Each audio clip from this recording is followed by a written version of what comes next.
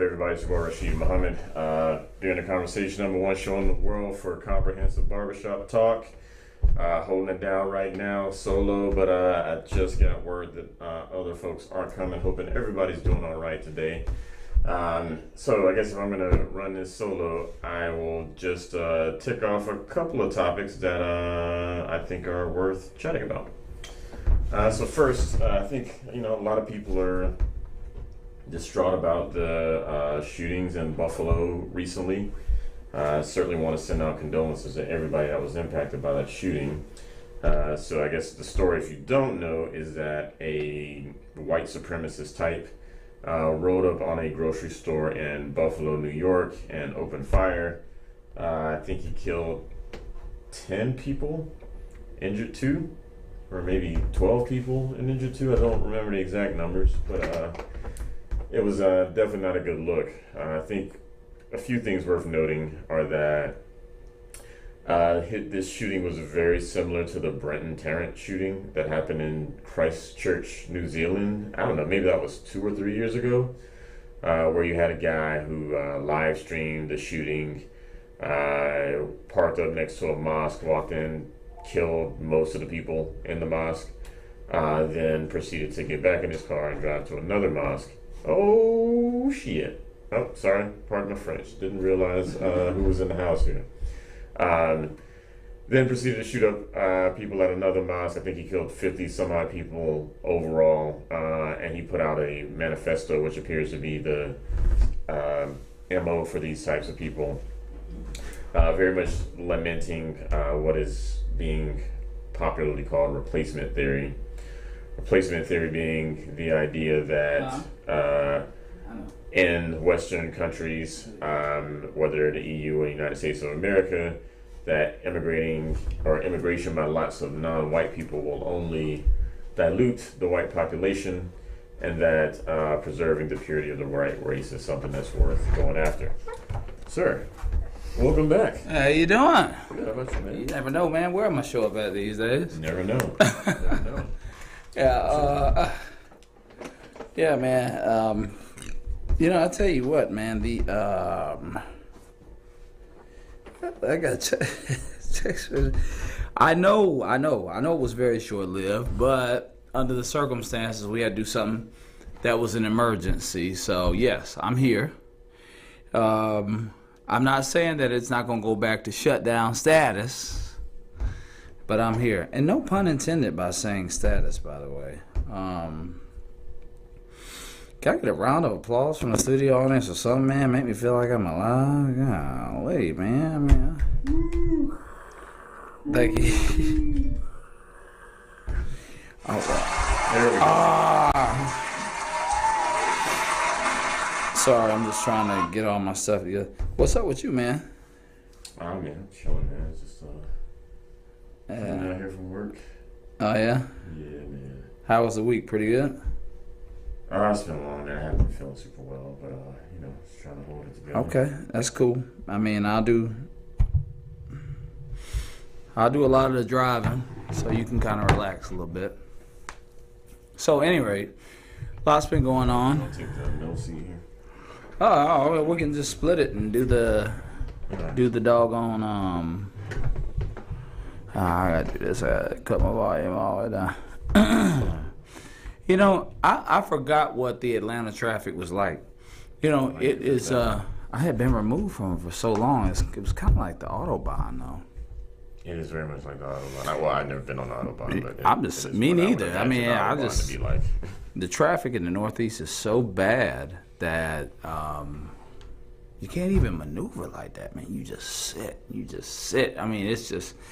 That's why people catch public transportation so much. So hold on. I guess when I think Autobahn, I think no speed limit, which is what I think about Atlanta traffic too. That's what I think. Because I'm on here and I'm trying to do like 60, 65, getting down here. I'm getting back used to driving my car.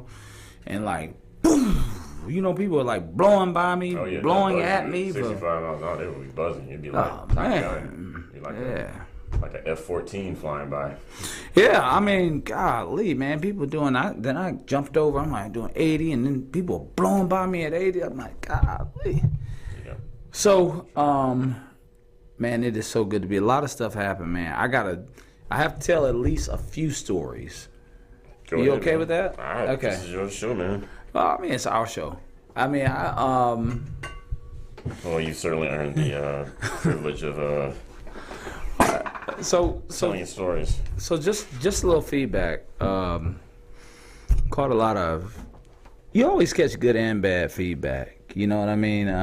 From things that you say, that you post. And I didn't think I'd be back so soon, actually. However, we've got some family things that had to be taken care of. So under the circumstance, I kind of had to do that. And so I had to really dart back kind of quick. But I will say this. In Baltimore, do y'all know who Sydney Starr is? Okay. I'm going to ask a favor, JoJo. You can look for it now, but we're going to have to flash Sydney Starr up on the screen. Look, man, I was at a hotel in Baltimore at the Hyatt Regency, having a good time too, by the way. You know. Huh? Well, they are an actor. They. Okay. Yeah, while you pull it up, we'll get into it. So, that is. Okay. So I had this hat on right here, this Atlanta hat. And I just took it because I had a hat on. It's raining, okay. Can we there's probably some sort of a provocative picture of Sydney Starr. Yeah, turn off that safe search. Yeah, okay. And so I had an Atlanta hat on, and this person had an Atlanta hat on, and it's an AKA convention in Baltimore. And, I was just like, yes, winning time. That's it. So I don't watch TV. Can people hear what JoJo said? JoJo, you can speak freely, man. Look. All right, so, okay, go ahead, because this is.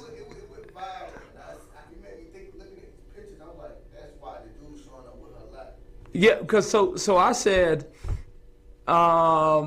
she was like, can you get the server for me? I said, yeah, I tapped him.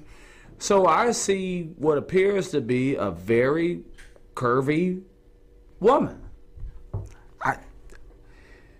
What man doesn't like curvy women? Say what you want to say. Anyway, here's the point. I get talking and I said, so are you from Atlanta? What's the likelihood you see that Atlanta hat? Oh, you from Atlanta? No, man.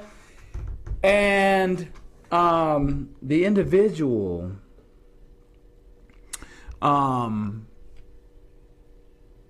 says, no, but I'm in Atlanta a lot.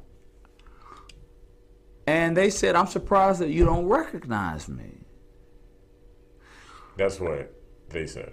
The individual. And I said, well, I started thinking, I said, where you be at? They said, Buckhead. I was like, I used to live in Buckhead. I was like, ooh, she know my wife. Nah, that wasn't it. She said, you don't watch Love and Hip Hop New York? I said, no, I don't watch shows like that. She had to ask you about Love and Hip Hop. Yeah, I don't even watch shows like that. I wish to be a fly on the wall. Yeah. So I think nothing of it. The thing is that I'm a more mature gentleman, so conversation is enough for me. You know what I mean? And the younger me might have been like, when they shut everything down, like, well, what are you doing? Do you want to hang out afterward or something like that? But I mean, anyway, here's the point. This individual decides that, well, she said that they said that they were doing a party. That's why they were in Baltimore. I know I'm in Baltimore. I'm on sabbatical. And I'm just meeting and greeting a lot of people. You know what I mean? I'm a social butterfly. Y'all know that about me anyway. You know? So I talk to, I'd talk to a frog if it would talk back to me. You know? And I said, well, look, because I'm here by myself.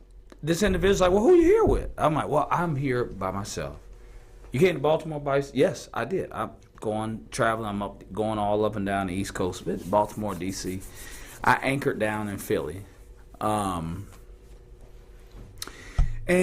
they come back and they say, well, yeah, the party's open to everybody.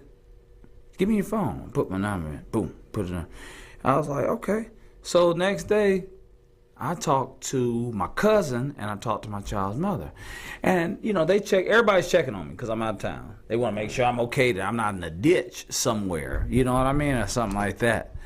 And I said, yeah, I said, do y'all watch Love and Hip Hop New York? Child's mother said, nah. She was like, Angie, nah. But I gave him the name, types up.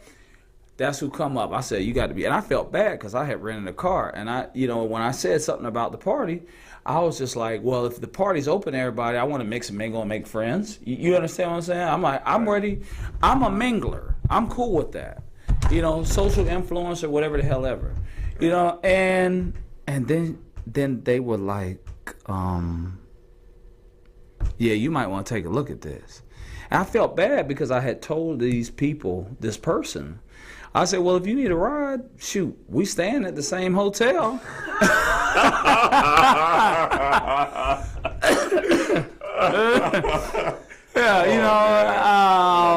I was like, if you need a ride, I got a rental. It was just a Mazda, but the point is that probably not nothing that she want to ride up her fancy party with it, is she? Well, sorry. I don't know. Because hosting a party, I was like, man, that's all right, man. You hosting a party. And so when I had asked for the details of the party, it was before I talked to them in the morning. And they laughed on the phone. They was like, you going to the party still? I said, hell no. So at any rate. So you do realize this is the second kind of... Yes. Larry finds himself yeah. in a situation, in a particular type of situation story that we. I told you I had a lot of stories, but I had to give you this one.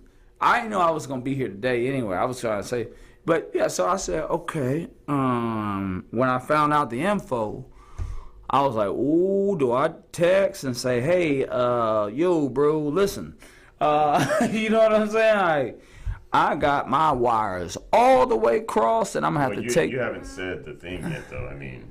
Oh yeah, well, Sydney Starr is a big time transgender rapper, porn star.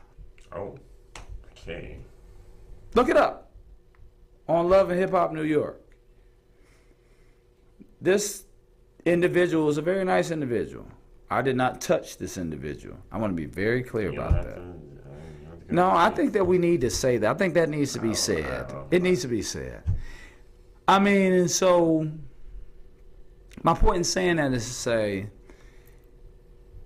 I was like, wow, man. I mean, man, these doctors, they are something else, man. Could you, with that picture that flashed up, could you tell anything about that? When I brought up those pictures, like when I did the search, like I would not have suspected. And like, so even knowing now, like it's hard. There's no right, JoJo. There's no way. It's hard. There's no way. There's no way. You couldn't get that. I mean, there's no way. Here's what I'm saying. I'm saying I was just like, wow. So now I'm in a real conundrum because I'm trying to figure out. Okay, I done told this person I was gonna go to this party.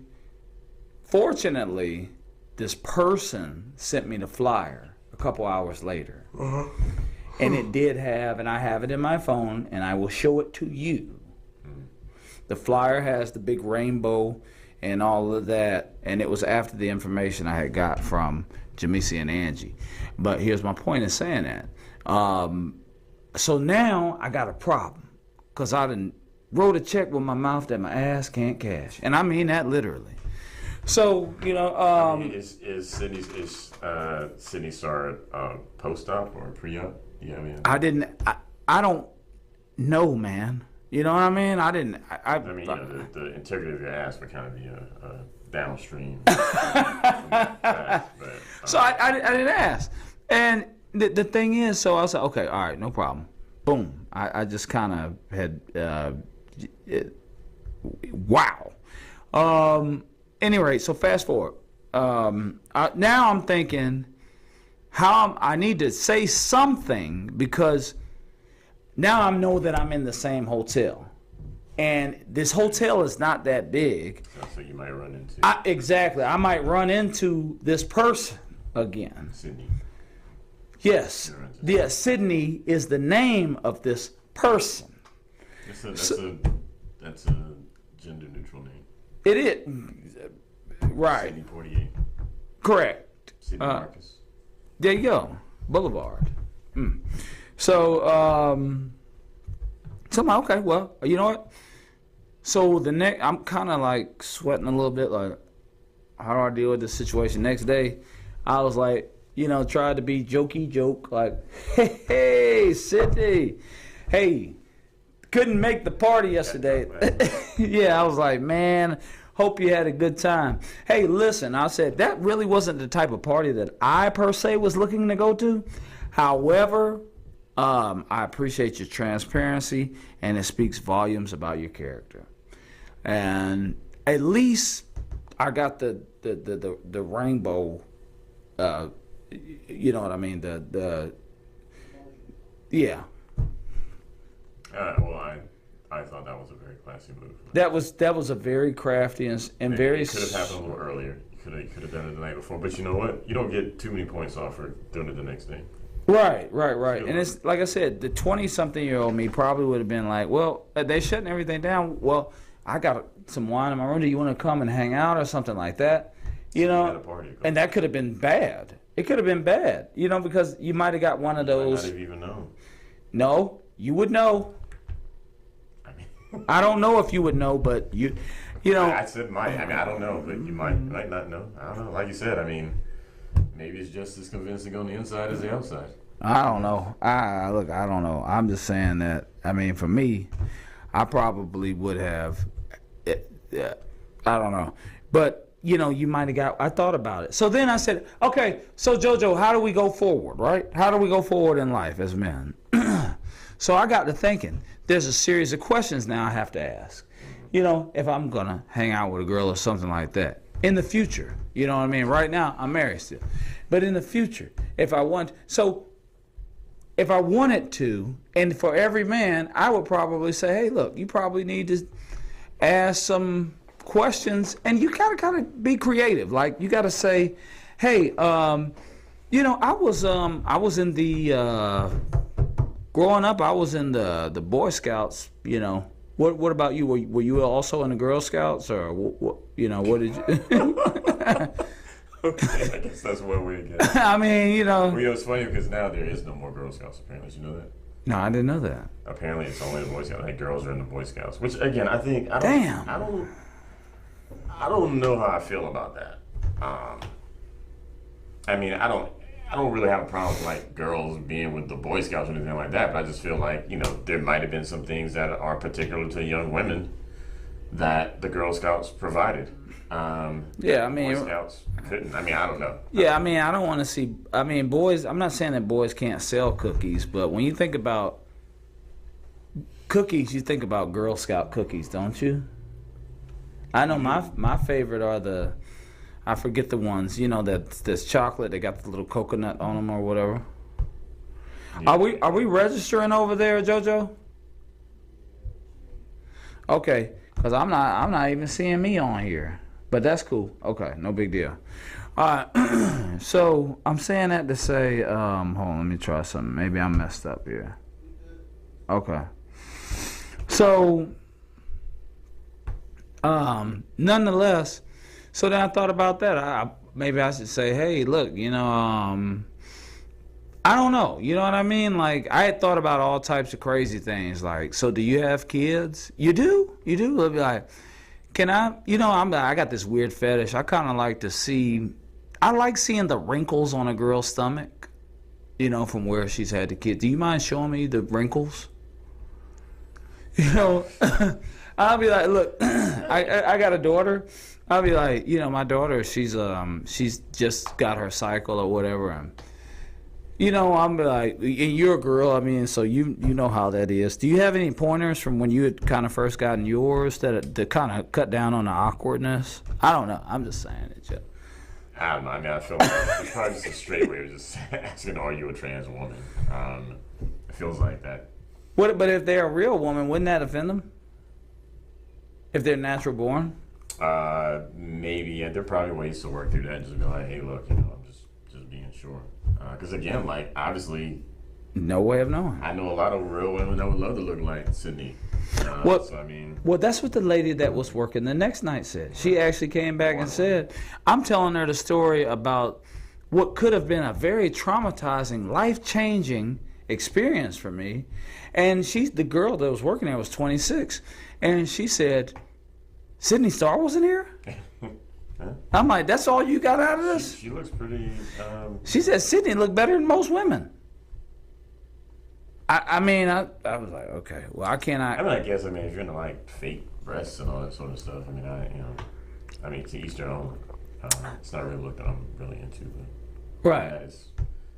How do you know? How do you know? How do you know if you see fake boobs or not? How do you know? They're pretty, and fake breasts. Especially large ones. They're pretty easy to spot. Okay, so like... Even, like, those... when I first saw it, I was like, oh, she's got fake breasts. It's obvious that got it. They're not droopy enough. Is that what you're saying? Sort of. They're really firm around the edge and like really round on the side and firm on the side and anyway. So there's that. Oh, tell me more. Hold on, let me get my Vaseline. Tell me. Yeah. So but no, I get it. And so anyway, growth is uncomfortable, right? So I went out of town. One of my biggest fears was being alone. When my mother died, I didn't realize I had a really big fear of being alone, and I overcame that fear. But it helped me to no end, and the reason I say that is because they say, I heard this, and now it's cancel culture. You can't even mention Will Smith's name, right? You know what I'm saying? You can? You can't. Didn't Will Smith's name come up when Chappelle got tackled the other day? Oh, okay. Is that Will Smith?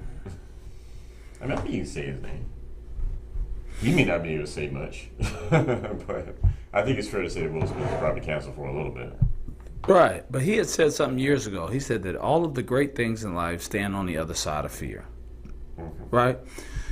And so, again, I had to reiterate, nobody goes to say, wow. I had some very wonderful experiences, and it forced me to, I'm a social butterfly, but to a degree, who I let it's always, when you're in foreign territory, it's always better. In my mind, it has been. And I see this in a lot of people's mind. Because one of the things that a lot of people who had reached out to me, and most of them were women, admired, was that you went out of town by yourself. Now, I don't know if they were asking for personal reasons if I went out of town by myself, or if they literally were being observatory for purposes of understanding. Okay. But either way, it was like, I wish I could do that. I had a woman call me and said she had a trip planned with her friends. And it's 4 girls were going to go out of town. And it's all types of confusion and commotion. Sure. Because it's like, who's going to stay with who in what room? And I don't want to stay with her. And I said, well, just go out of town by yourself. When I had went to Aruba some years ago, it was an older woman who said to me, she said, when I said, "What, you got some friends that are coming?" She said, "Yeah." I was like, "Okay, well, where are they? Are they on this flight, another flight?" She's like, "I don't know. I'll meet them when I get there." You know what I'm saying? Deep. It's deep. And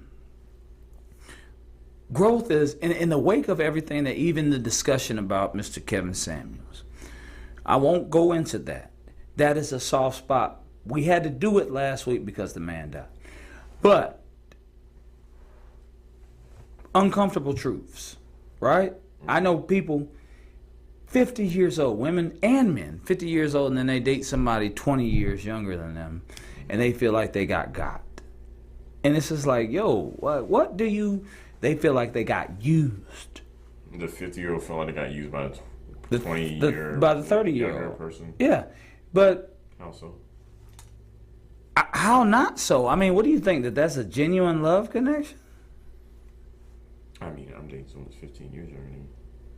And Yeah, but you know what? Yeah, I think you did it the right way, and I'm gonna tell you why. Because you kind of helped to shape.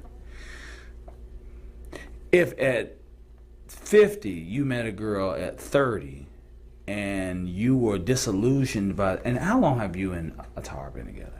Years, right? If you were disillusioned about the fact this person really loves me, you know what I mean? And I'm saying it's about realism. So I had seen a post some days ago before I had shut my page down that illustrated and highlighted this issue. It was talking about Derek Jackson. And they said, one man, they talked about Kevin Samuels. Kevin Samuels told you the truth about yourself so you could improve yourself and better manage your expectations. You know, and this, that, and the third. And people hated him for it. Derek Jackson lies to people every day. Lived a double and triple life, and people loved him for it. Growth is not a comfortable thing. It's just not. It's hard. It hurts, right? Sure. It's necessary. Now, what are we dealing with now? Well, we got a baby formula crisis? Yes. From what I hear. What do you think about that? How do you think we should? I mean, there's a very simple answer. How do we fix that? I mean, it kind of depends on why it's there, and I haven't done a lot of digging. I mean, I did read something saying that it had to do with like cleaning equipment or something like that. Like some places didn't clean equipment, but I mean, I do have I think in the bigger scheme of things, the fact of the matter is that you can't import baby formula. And if you could import baby formula, then when the domestic producers screw up like this, you can always bring some in from outside. So, this is just one more situation where, I mean, if the government is somehow able to solve this problem, it'll be one of those cases where the government breaks your leg and gives you a crutch and be like, see what I did for you? So, we'll see. Yeah, well, why don't the women who have the babies who are naturally lactating just breastfeed them? Well, I mean, sure. I mean, yeah. Obviously, humans have survived before there was... And even slave women breastfed the babies of the offspring of the slave master that weren't even their children. Yeah, that's kind of a weird thing, is I would assume that the slave woman had just had a kid herself. Well, I don't know how true it is, but I think that as long as they continue to lactate, you know what I mean, they will continue to lactate. And maybe you got a bunch of female slaves, and one has always had a child recently. I mean, this was a long time ago, and women had a lot more children. So I mean, who knows? Right. Okay. So, anywho, I'm just saying that to say, I mean, it's I don't know, but we got to be able to adjust. Growth is uncomfortable. With regard to, I think you touched on the shooting. Yes. Okay. Now, what's your angle on that? I mean, I think that we're both in agreement that people shouldn't be shot. Yes. And killed for no reason. That's right. And that, and taking a step further, probably shouldn't be killed because they're a race. I think that, I don't know, it's complicated. A friend of mine hit me up. I have like a few, like we have group chats. I got some other group chats, and one of my friends like, I'm tired of these white guys shooting all these places up. And I was just kind of like, you do realize that over the course of this weekend, there were 3 shootings of note. There was this shooting, Buffalo shooting. Then there was one in California where a Chinese guy went into a Taiwanese church, shot the church up. Mm-hmm. And then there's one where a black dude went into an Asian nail salon or whatever, shot up some Asian women. And they're all horrible, right? Right. But I think it's clear that, and I mean, maybe you argue that the white guy killed more people. I mean, maybe you argue that. But I don't know. I don't think that that's why we're hearing it. We're not going to hear about those other 2 shootings very much. Right. Just like we don't hear much. I mean, when's the last time you heard about that dude that like ran all those people over in a Christmas parade? You know what I'm saying? Or even the dude in Brooklyn like shot those people. And like the only reason he didn't kill a lot of people is he was a bad shot, or he used a smoke bomb or something like that. So I think that like all these situations are terrible, and many were racially motivated. But I think that our media just it clearly is trying to instill fear in black people. And all these conversations again, like I get an email from my job and they're just like, we're your allies, and I mean, on one hand, I guess I appreciate the sentiment, but on the other hand, like, I mean, like this weren't my family. You know what I'm saying? These were people I didn't know. I mean, 10 white people could have gotten shot. It would have had the same like impact. Like I don't believe that like I'm actually under risk of some white supremacist shooting me. I'm much more concerned about black people shooting me. Because statistically, a black person is much more likely to shoot me than a white supremacist. Right. I would probably say in most cases a white supremacist doesn't even want to be around black people. Yes. And so there's a fear based off of ignorance. When people are willing to risk their freedom and their life, there is something else driving them. Yes. And I think that I have really come to the understanding that, and this happens on a microscopic level as well as a macroscopic level, that people have understood that there is money in division. Sure. And so I say that to say there's a number of different stories, but one of the issues that I have with the current administration, federal administration, is the constant focus on we're in an election year, a midterm election year, right? Yes. And they're constantly focusing on, well, right now our right to vote is under attack, and it's just democracy in peril. Exactly. And so all that has to happen is somebody, they're addressed, or there's been some rezoning issues, and it will happen when they show up and they say, well, you need to go to this precinct. And in a lot of instances, let's be honest, some of our people will wait till 6:55 on the day of voting, and they'll find out that that is not the precinct for them to vote at. But because of the demagogical nature of the way that the media presents itself, or a political party presents itself, in order to commandeer votes, they're going to say, see, this is the racism that they're talking about. Yeah. And, that stuff is funny to me for more reasons than I could probably get into. But yeah, I definitely think that so a lot of like these narratives, like I've read somebody on Twitter today, and again, this does not represent the average person, but it was a white looking woman that said something to the effect of, I would abort a brown child before I let like a white family adopt them, just to save them from being raised by people that will only bring them harm, or some just ridiculous shit like that. Yeah. I mean, that's where and again, I don't think that most progressives think like that or whatever, but like that kind of dumb shit just would not have even been like in my sphere of view, a few years ago.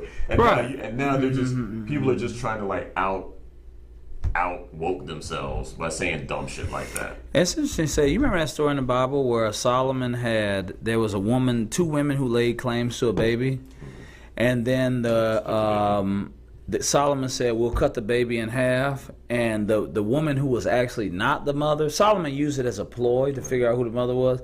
The woman who was not the mother said, yeah, let's cut him in half, and the actual mother said, no, just give the baby to her.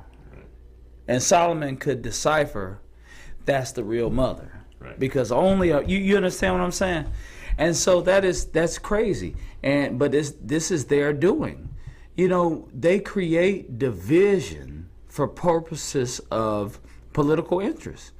And it's been going on since the beginning of time. And so that's why I took issue with when Biden said, Justice Jackson may be a fine, intelligent, great addition to the Supreme Court.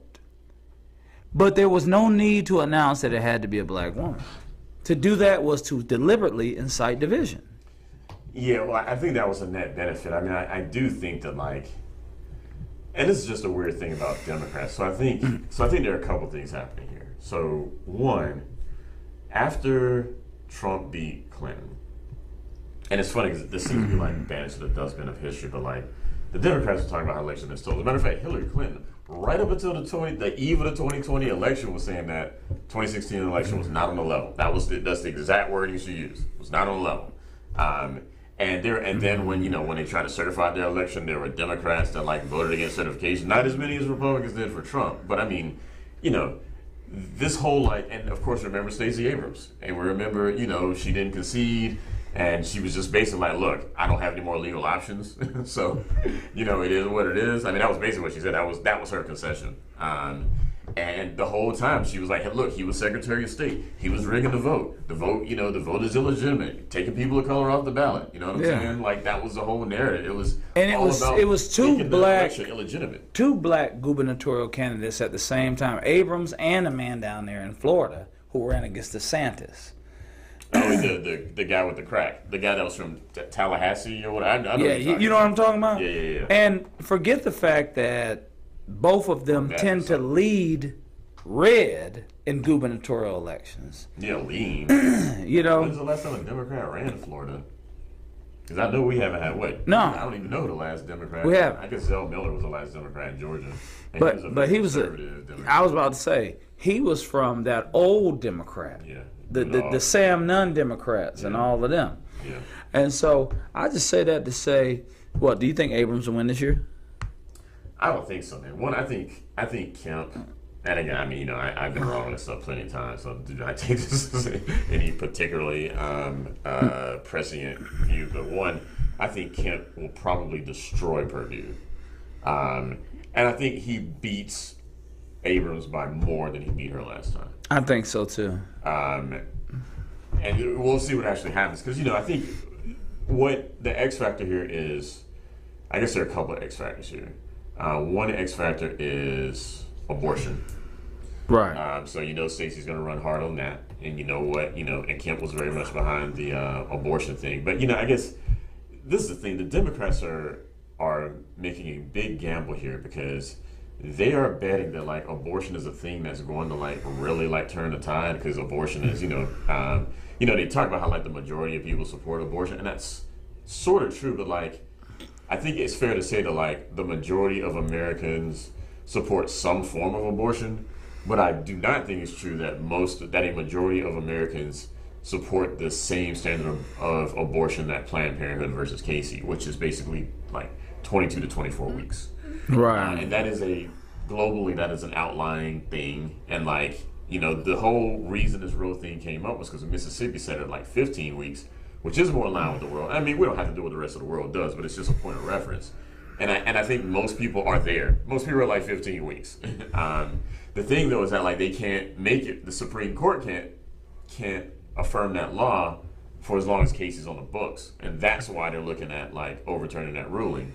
Right. But that's arbitrary anyway. Like there are a million different standards you can put out there. The only ones that actually have any kind of real empirical grounding are either life begins at conception or life begins at birth. Everything in the middle is just opinion. Right. What people decide to do with their body is their choice, and they'll do it regardless of whether it's legal or illegal. It's already been proven there. I mean, there have been, prior to Roe v. Wade, which was determined by all men, by the way. Yes. That is for the record. So getting Justice Jackson on the court was not, we get to save abortion. Well, Roe v. Wade was decided by all men. Brown versus Board of Education was all white men. Right, exactly. So, but I think the concern here, like with regard to this particular discussion, is it appears that in our community there's an element of personal accountability that we tend to run from.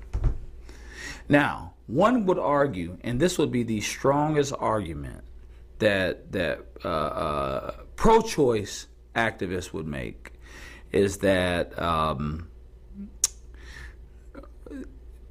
what if you're raped, right?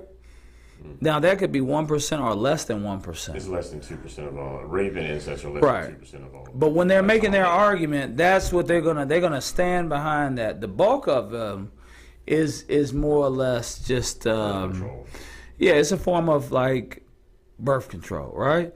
You know, and so what was interesting that I had seen something that said that a grandmother that's carrying a girl, and that girl, if she has a girl, basically, so you have the mother that's pregnant, the baby that's a girl, and then the grandbaby that will be a girl, are all carried in one connection, because a woman is born with all of the eggs that she will have from the time that she is born, which was enlightening for me. I don't know that much about female anatomy with regard to that portion of it, scientific. Women they have a finite number of eggs and they don't grow up. They're just there. And so, if that is the case, if we have a finite amount of eggs, why do we in general celebrate?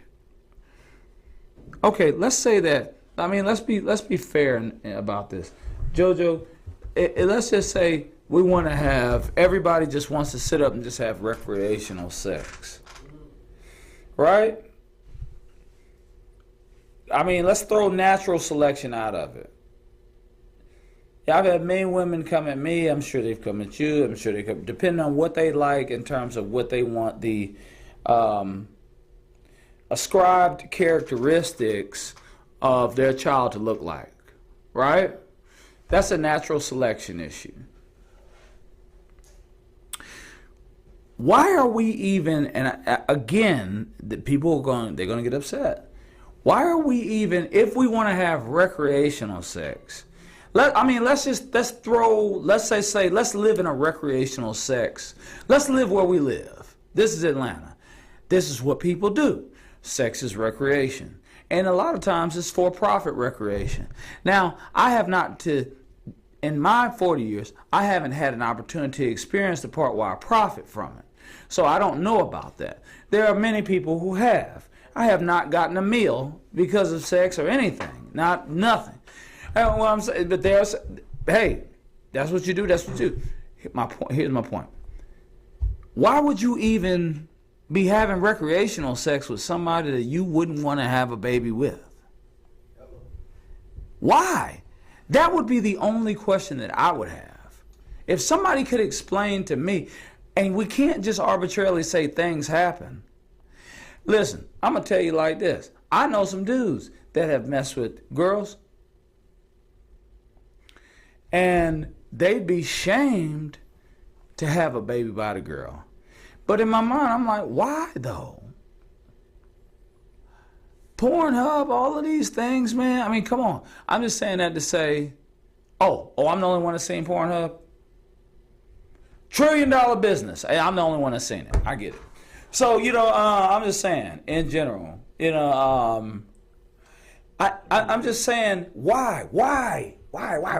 People have the experience.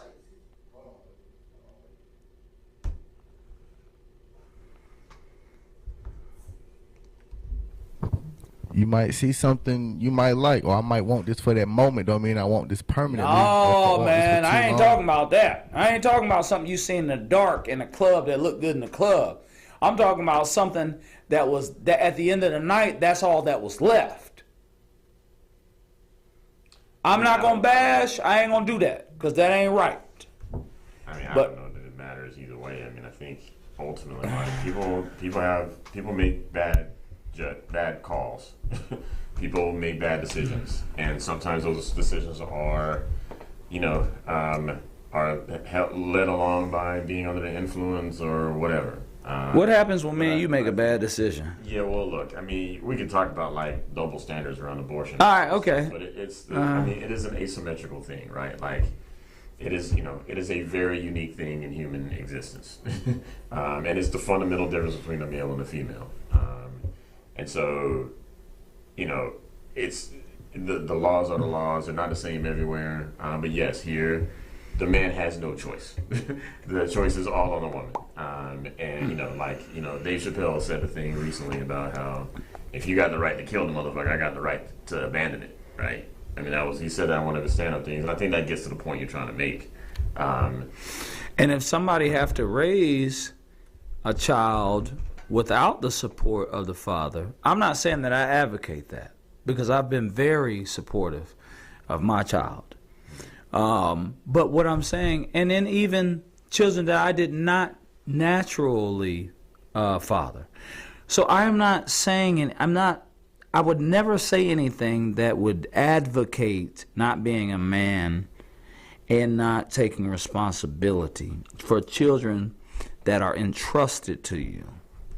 But what I'm saying is that when we start talking about the accountability issues, if we look at things from an accountability standpoint, if a woman has to raise a child with no assistance, she's going to be more apt to not make that mistake again.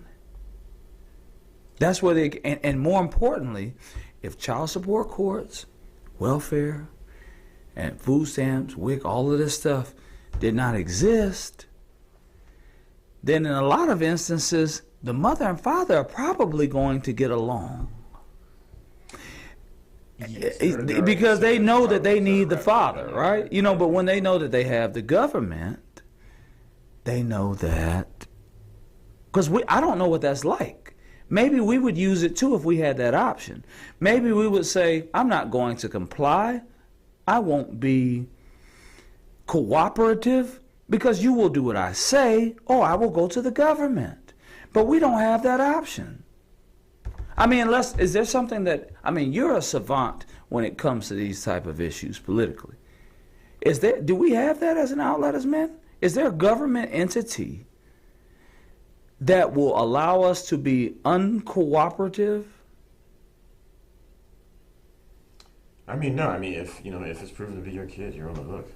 In the United States of America, as far as I know, I'm not aware of any exceptions to that. And I'm sure, I mean, it is kind of family law. Family law is a state thing, but I think most of the states are kind of in the same place there, with some variance. So yeah, I mean, it is indicative of just a lot of social change around just family formation, relationships. It's funny when I think I may have told you this when I was working at the university. I couldn't afford that. I had the budget to hire like real employees, so I hired a lot of graduate students. And I had like a wave of Indian graduate students. And like clockwork, like 6 months after they graduate, I get a wedding invitation, right? And it was all arranged. Like their parents, they have like a whole like system of like finding, and using and they exchange like CVs or resumes with the bride's family or whatever to like make this thing happen. And and we look at it kind of sideways, but like no, I actually think that's probably go ahead though. Divorce rates are pretty low there, and it could be because divorce is shamed or whatever. But I mean, I don't know much more than the fact that divorce rates are less there. Well, here's the thing. Love is a fleeting emotion. Yes. It won't always be there. What keeps things together when love is not there? Friendship, admiration, respect, partnership. And so it's more important for people to be of the same faith and be equally yoked than it is for them to love each other.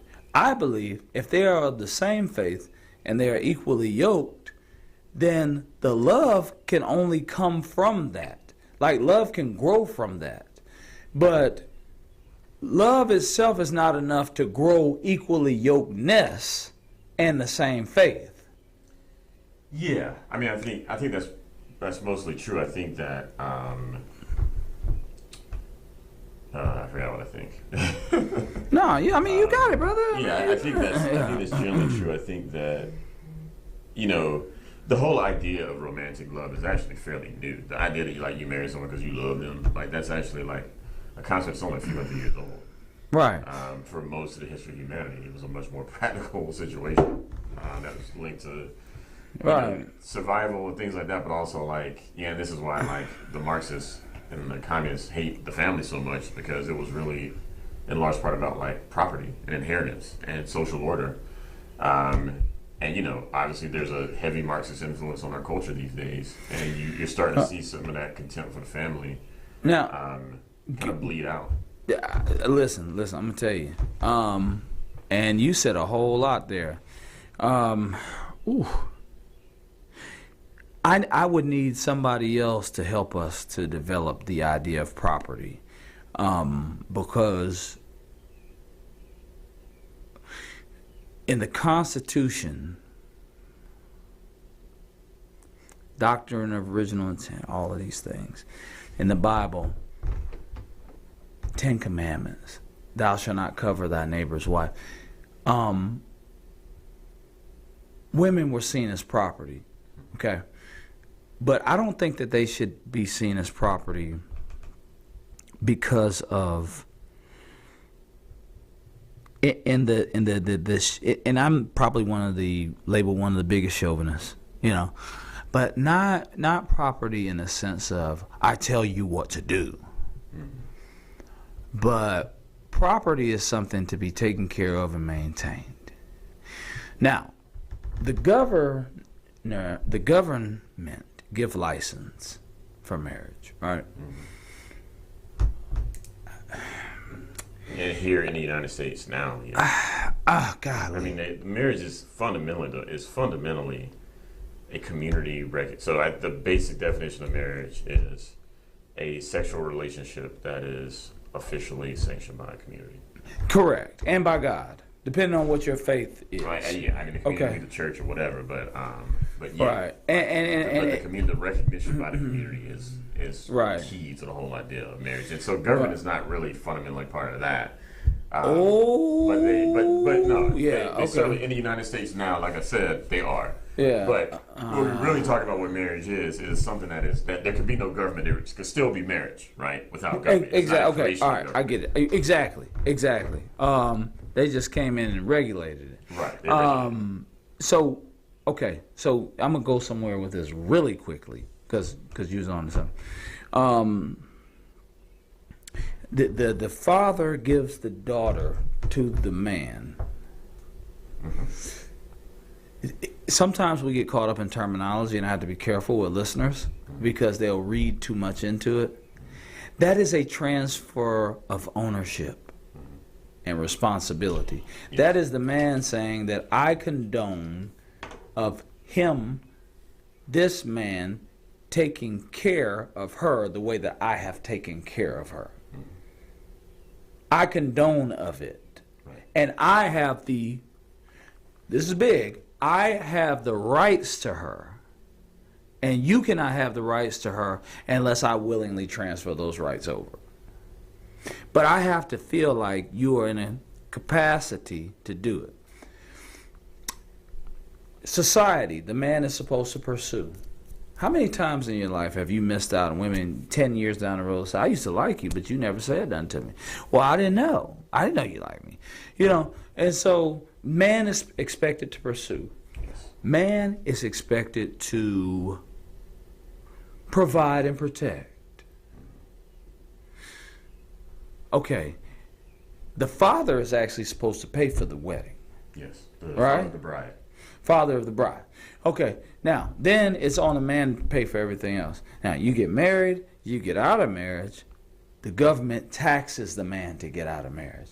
How can you have a provision where the man is supposed to provide and protect, but then say in court, the person who is the breadwinner have to pay for both attorneys? You're inherently taxing the man.